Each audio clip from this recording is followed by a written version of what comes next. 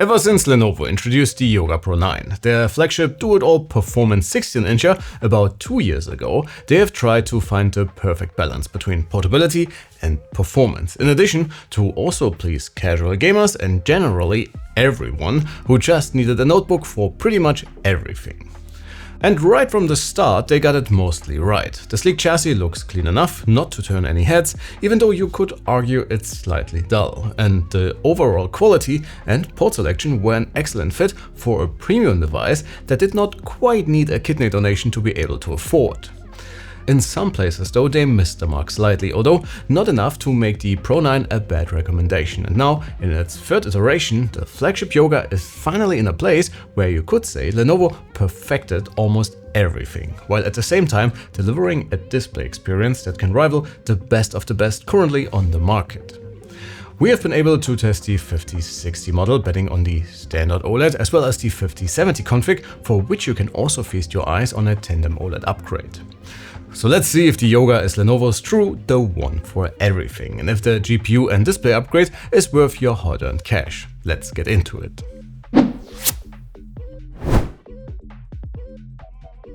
As always, let's start with specs, and this one right here would be the more modest configuration, which combines an Arrow Lake Edge Core Ultra 7 with Nvidia's RTX 5060 running once again at 100 watts.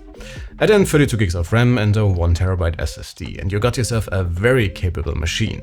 The higher-end config swaps the CPU for Intel's Arrow Lake Edge flagship, which, spoiler alert, does not net you a ton of additional performance, and upgrades the GPU to the 5070 running at the same wattage, which in turn does give you a noticeable uplift in raw GPU grunt.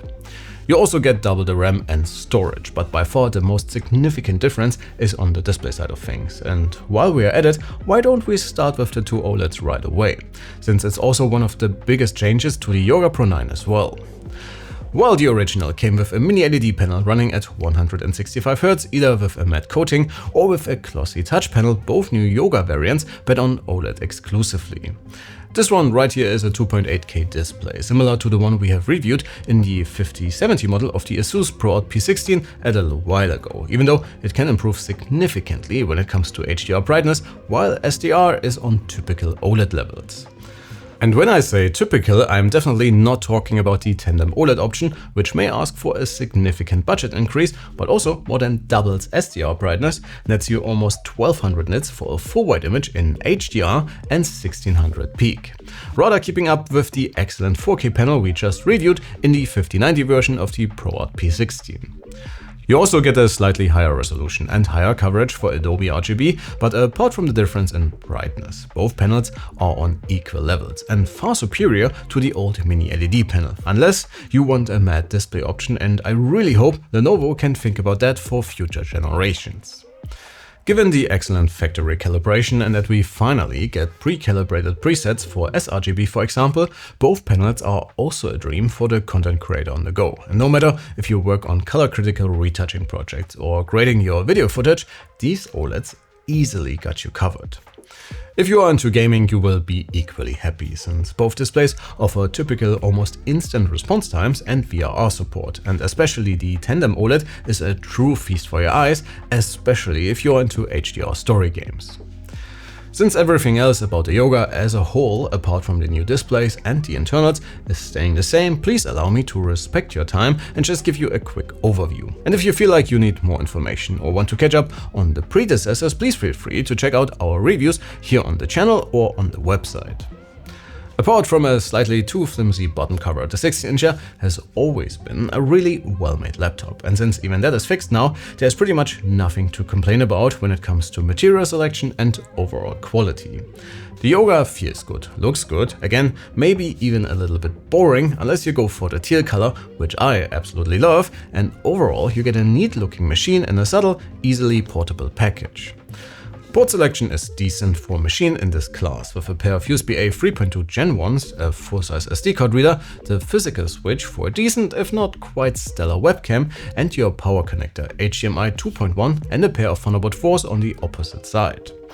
As per usual, Lenovo also delivers when it comes to inputs, and in addition to a large and premium feeling touchpad, which once again is positioned too far to the left for me personally, you get a well laid out keyboard with a numpad, generous travel and satisfying tactility. The slightly smaller keys for the numpad might take you some time to get used to, but if this is your only machine, it should not be an issue after a few days. Alright folks, that leaves us with performance, and as always, let's kick things off with the CPU side. And instead of our usual rating, I will focus on Cinebench today, since I want to bring Apple's MacBook Pro 16s into our comparisons as well.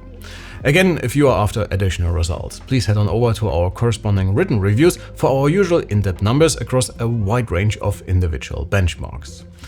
In multi-core scenarios, the difference between the Core Ultra 7 and its technically higher-end sibling is pretty much non-existent, and only the Legion 7 with its Arrow Lake HX Silicon or Apple's M4 Pro or Max chips can significantly set themselves apart here. Single-core results tell a similar story, with everything on the Windows side being pretty much on the same level, while once again Apple reigns supreme. Overall system performance tested with Crossmark on the other hand shows only minor differences, and in our testing we did not encounter any problems whatsoever with both configurations of the Yoga. And the sleek performance laptop is an excellent fit for everything you would want to do when it comes to your daily productivity tasks, as well as when it comes to some more advanced content creation workflows, be it with Adobe's creative applications or Resolve, which is what we use for our videos. Just be aware that some combinations of footage, like our RAW clips for example, might fill up those 8 gigs of video RAM rather quickly, but your mileage may vary here depending on what kind of footage you're working with. When it comes to the RTX 5060 or 5070, you also do not have to expect any real surprises, and both GPUs perform about on par with similar machines, at least in our synthetic testing. When it comes to gaming, this holds true as well, at least for Cyberpunk, while Baldur's Gate offers some more chaotic results. Generally though, you can run pretty much everything, at least in Full HD and maximum settings, especially with DLSS and MFG, whereas especially the 5070 config makes QHD possible as well, at least for some games. Please enjoy our overview, and you know the drill by now. For more results, well, that's what our written reviews are for.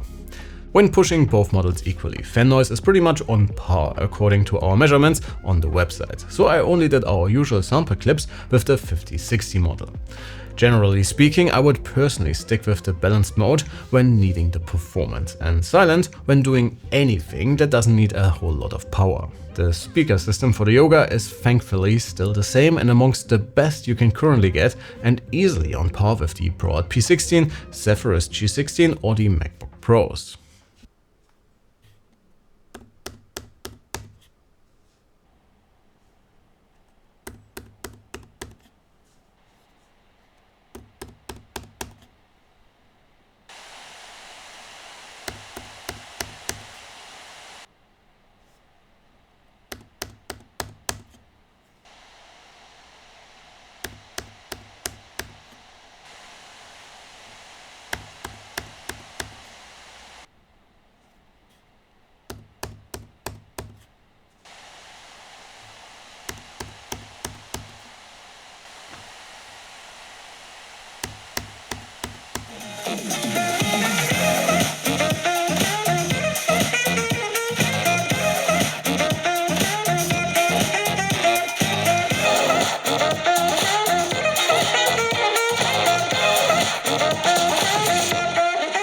Alright, that leaves us with battery life, and despite the higher max brightness.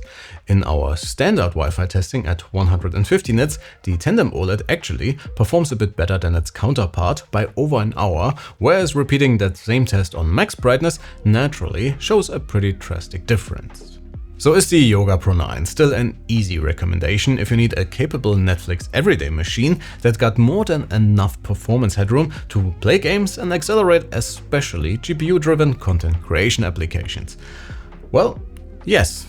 Compared to the Legion 7 for example, you can almost expect the same performance and much longer battery life. And compared to a similarly equipped ProArt, you get an on-par experience but at a little bit of a lower price. And if you do not want to switch operating systems but want something that resembles a MacBook Pro, the Yoga also got you covered here. if you really need to shell out the extra cash for the Tandem OLED upgrade is very dependent on your individual use cases. But my personal recommendation when it comes to value would definitely be the 5060 config I have right here in front of me. But please folks, let me know what you think, sound off in the comments below. Have a look around the channel for all the other contenders I mentioned, and if you felt entertained and informed, your sub and like is always appreciated. Thanks a ton for watching, my name is Alex, you have been absolutely fantastic, and I can't wait to see you all in the next one. Take care.